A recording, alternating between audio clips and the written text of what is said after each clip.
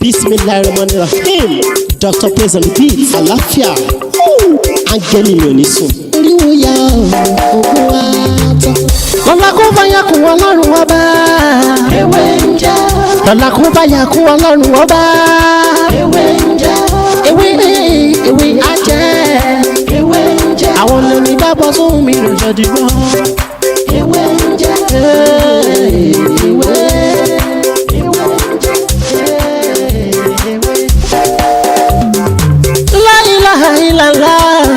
Alawalu, alakiru, asọhiru, abatinu, Ọlọ́run ọba. Ìwọ ló pamọ́, ìwọ ló fara jáde.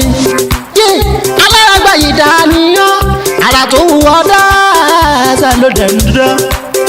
Èyí tó ní káwa máa fẹ́ wé dá ládẹ̀ fi dá.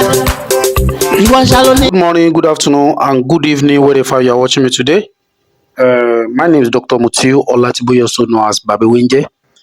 If today is your first time here, everything I do here is to share spiritual tips, just like the one I want to share with you right now.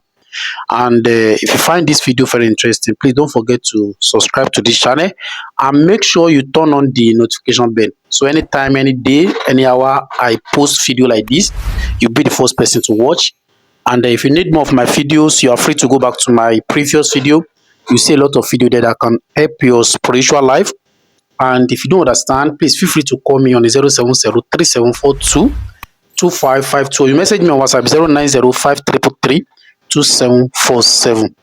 So in today's video, I want to quickly share with you what you can use to break a family curse. You understand? Simple materials you can use to break a family curse. If you believe that someone has cursed you or you curse yourself, or maybe you have a family problem, like maybe you have a family curse. I think you understand what I'm saying. Like maybe you are suspecting that someone is using black magic on you, and you want to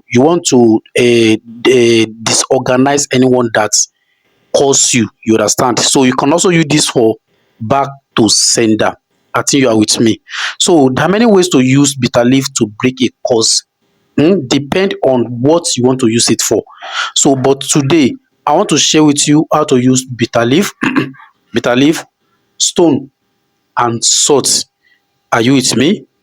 To break any curse placed on you. So what are you going to do with the leaf? You need enough of bitter leaf, fresh one. Get it as much as you can. Then put it in the water. You know that you can use this water to beat every part of your body. Then squeeze this leaf very well. You understand? You stir it, you remove the leaf, you throw it away. You only need the green water. You understand? You can use filter to filter it very well. So after that, you now place the stone on the naked fire. You can use gas, you can use stove, you can use any type of cooking stove. You understand? Then put it on the stone. Allow it to hot like maybe 30 minutes. So after 30 minutes, are you with me? So remove the stone and you put it in that water. So immediately you put that stone in that water, you begin to say your prayer. But before you say any prayer, ask for forgiveness. Then after you ask for forgiveness, then you begin to say your prayer that any curse that they place on you from your family, from your friends, or the one you curse yourself, ask God to remove it immediately. So after 5 minutes or 10 minutes, remove the stone. Then immediately you remove the stone, add a pinch of salt to that water. Then take it to your bedroom and use it to wash every part of your body. You can do it in the morning, you can do it in the night. You understand? So you cannot share the one you put stone. You understand? But you can share the water before you put stone in that water. If you want to share it with your family, you understand? So it's very simple and very, very effective. You can be doing it once in a week. Once in a month. Sorry, once in a month.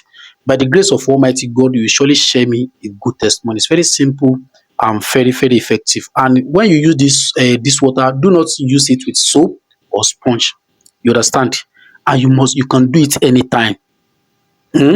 But I will advise you to use it either in the morning or in the night before you sleep or before you go out.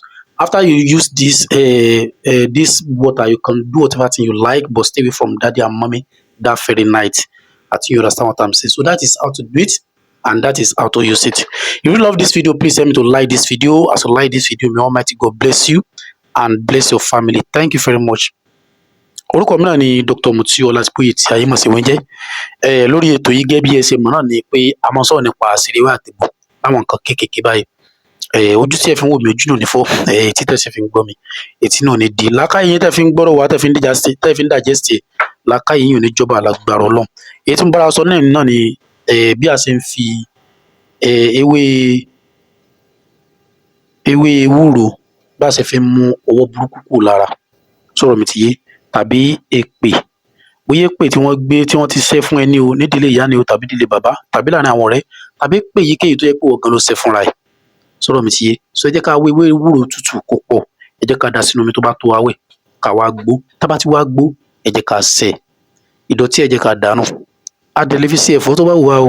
Ẹ wá jẹ́ wá kó òkúta, ẹ jẹ́ ká fi sínú iná kó pọ́n dáadáa, kó pọ́n. Tó bá ti pọ́n, ẹ yọ́, ẹ wá jù sínú omi yẹn. Ẹ tọrọ dáríjì lọ́dọ̀ Ọlọ́run, ẹ tọrọ dáríjì lọ́dọ̀ Ọlọ́run. Tẹ́ bá ti tọrọ dáríjì tán, ẹ wá máa sọ pé kí Ọlọ́run kó mú àwọn ègún burúkú tó wà lórí yín kó mú kúrò. Ègún ìdílé ìyá, ègún ìdílé bàbá, ti ọ̀rẹ́ tàbí èyí tí wọ́n gan ṣe lórí ara ẹ̀. Ẹ jẹ́ ká sọ fọ́lọ́run kó mú gbogbo ègún burúkú kúrò lórí wa. Tá bá ti wá gbàdúrà yẹn tán, ẹ jẹ́ ká yọ òkúta yẹn, ẹ jẹ́ ká fi iyọ̀ díẹ̀ sínú omi yẹn, ẹ wá jẹ́ ká fi sanra. Tá bá ti fi sanra, a lè lò láàárọ̀, a lè lò lálẹ́. Àmọ́ a gbọ́dọ̀ ṣẹ́ omi tí a ti ju òkúta sí yẹn, a gbọ́dọ̀ ṣẹ́ pẹ̀lú èèyàn. Bẹ́ẹ̀ tá bá kọ́kọ́ gbo ewúro yẹn, a lè háàdì omi sí ká pín fún ẹlòmíì. Àmọ́ èyí tá ti fi òkúta sí yẹn, a gbọ́dọ̀ háàdì omi sí mọ́, a dẹ̀ gbọ́dọ̀ fún yàn lò. Bó ṣe jẹ́ nìyẹn. Tá bá lò Ọlọ́run Ọba yóò fún wa ní ìṣẹ́gun gidi lágbára Ọlọ́run. Ẹni mìíràn lọmọ yín àbúrò yín olùfẹ́ yín Dr. Mutiu Ọlátìpóyè. Tó bá dìgbà míì, á tún mọ́rọ̀ mi tó tún yàtọ̀ sílẹ̀ wá. Ẹ má gbàgbé láti subscribe sí ètò kí lè kún fún wa ní ọ̀pọ̀lọpọ̀ àǹfààní lórí nǹkan mìíràn tàṣẹ àtẹ̀yí tàṣẹ torí pé ètí àti ìṣe. Lọ́la kó bá yà kún Ọlọ́run ọba. Ewé ń jẹ́. Lọ́la kó bá yà kún Ọlọ́run ọba. Ewé ń jẹ́. Ewé á jẹ́. Ewé ń jẹ́. Àwọn olórí bá bọ́ sóhun mi lòjọ́ dìgbọ́. Ewé ń jẹ́. Ewé.